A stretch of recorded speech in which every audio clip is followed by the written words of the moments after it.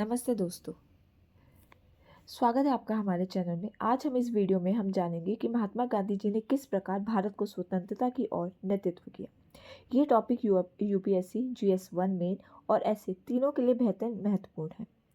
इतिहास में बहुत से नेता आए, लेकिन पूरे राष्ट्र को नेतृत्व की शक्ति जोड़ने का काम केवल गांधी जी ने किया।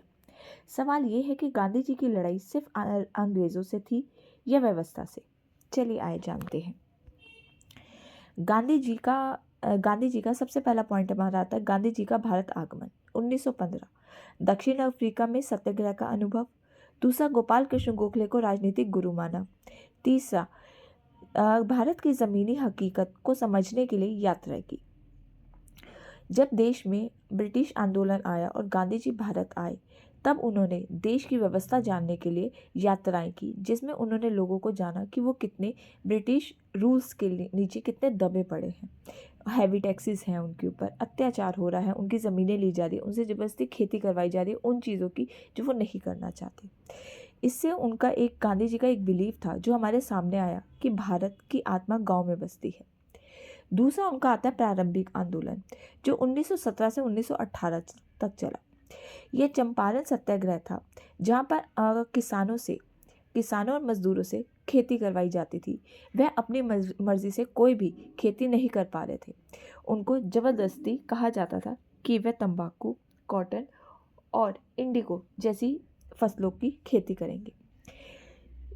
अगर किसी कारणवश उनकी ज़मीन या उनकी खेती खराब हो जाती थी या डिस्ट्रॉय कह सकते हो जाती थी, तो उस पर भी उनको हैवी टैक्सेस पे करने पड़ते थे। इसी को लेकर गांधी जी ने आंदोलन किया और पहली बार किसान और मजदूर राष्ट्रीय आंदोलन से जुड़े। दूसरा आता है हमारा असहयोग आंदोलन, जो 1920 और 1922 में हुआ था। इसमें सबसे बड़ा कांड जलियांवाला बाग का आया था। आप जानते हैं general Dyer brigadier general Dyer के द्वारा जलियांवाला बाग में कांड हुआ था। उन्होंने 5000 लोगों को वहाँ फायरिंग से भून दिया था, जिसकी वजह से वो मर गए थे। जिसमें से मैं आपको बताना चाहूँगी, जिसमें से 1500 लोग मर गए थे और 1200 घायल हुए थे। ये बहुत इस कानून को रॉलेट एक्ट कहा जाता था। रॉलेट एक्ट को ब्लैक लॉ इसलिए कहा जाता था क्योंकि ये लोगों के जो अधिकार थे, बेसिक राइट्स थे, उसको छीन रहा था।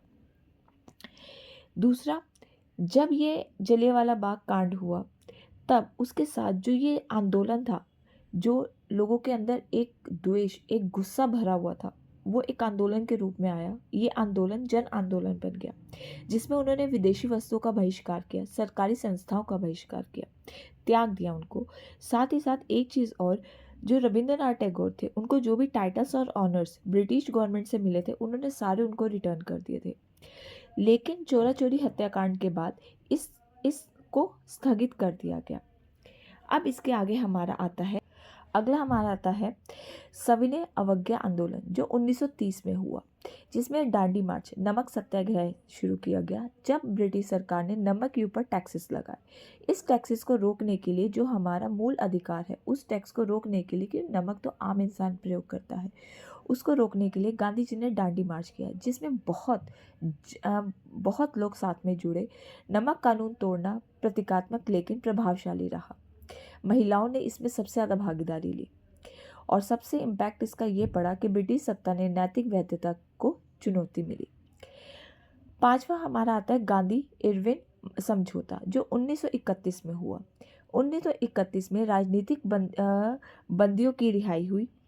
कांग्रेस का द्वितीय गोलमेज सम्मेलन में भाग लिया। अब सबसे पहला हमारा आता है यूपीएससी नोट। इसमें यूपीएससी नोट आपको ये आएगा, negotiation as a tool of struggler. Sixth हमारा आता है भारत छोड़ो आंदोलन। भारत छोड़ो आंदोलन 1942 में हुआ, जिसका नारा था कि जब नॉन कॉपरेशन मूवमेंट स्टार्ट हुआ, ये जलियांवाला बाग, फार्मर्स की लड़ाई, जब ऐसे चलते चलते बहुत समय बीता, तो हार कर आखिरी में जब सेकेंड वर्ल्ड वॉर हुई, सेकेंड वर्ल्ड वॉर आप जानते हैं हमारी कब हुई। सेकेंड वर्ल्ड वॉर शुरू हुई थी 1939 टू 45 तक चली थी। इसमें ब्रिटिश के साथ समझौता करने के लिए भारतीयों ने मना कर दिया था कि हम उनका सहयोग नहीं करेंगे। उस समय पूर्ण स्वराज को लेकर आंदोलन शुरू हुआ। नारा था करो या मरो। तत्काल स्वतंत्रता हमें चाहिए थी, पूर्ण स्वराज चाहिए था और जन विरोध का रूप ले चुके थे। गांधी जी की विचारधारा थी कि सत्य, अहिंसा, स्वदेशी और आत्मनिर्भरता और नैतिक राजनीति, इन सभी को मिलाकर उन्होंने देश को 1947 में आज़ादी दिलाई। अब यूपीएससी का फोकस सेक्शन इसमें क्या आता है? Which movement mark the transformation of the Indian freedom struggle into a mass movement? तो वो आपका आंसर आएगा non cooperation movement in 1920। Main question GS1 का, Mahatma Gandhi was not just a leader of masses but a moral force behind Indian freedom struggle.